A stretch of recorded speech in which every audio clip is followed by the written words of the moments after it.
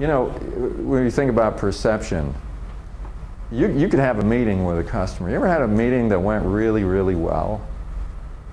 And maybe the customer was unhappy, and so they called a meeting, and you were called into the meeting, and there were a bunch of people there, and you had to talk about what you're going to do and so forth. You ever had the experience of a meeting like that, and it went really well, and the customer was really happy? You ever had one that went the other way, and the customer was not happy? Okay. Is it always 100% your service that makes the difference? No. What else makes a difference? Attitude.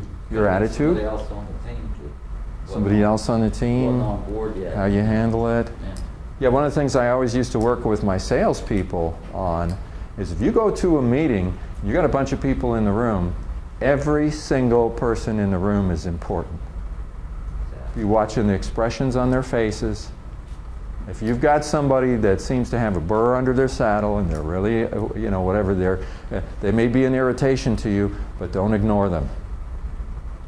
You know, everybody is important. Just remember that when that meeting is over, you were invited to that one. More meetings will happen that you're not invited to. Things will be said that you don't know are going on. How you handle yourself in that meeting becomes really important.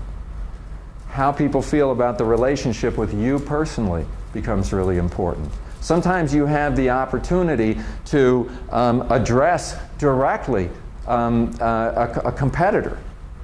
Somebody says, well, we talked to this competitor and they're going to give us this and they're going to give us that. Now what you say becomes really important.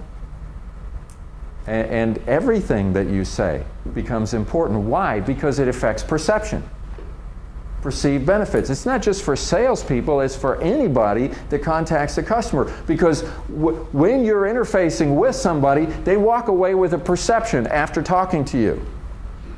Was the perception of your company and your service increased as a result of their talking to you, or was it decreased?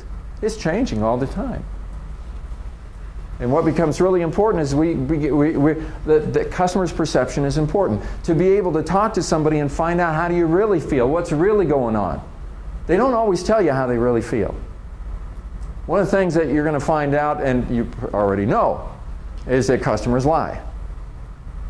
Sometimes they don't really mean to lie, they just want to be nice. Maybe they like you. And so maybe they're not telling you the whole story. Maybe there's things going on that they could tell you, but they don't want to tell you because that could open up a whole can of worms, and then you might get upset, and maybe some things that are going on behind the scene. You want your customer to be open with you. You want them to tell you the truth. You want them to open up, because if you know their perception, if you really know what it is, then you have a chance to talk to them and maybe change it. If you don't, their perception may be changing and it may be going down and you're not aware of it. We have to constantly work on that. One of the reasons that attitude is important is a positive attitude helps people to have a better perception of your organization and you.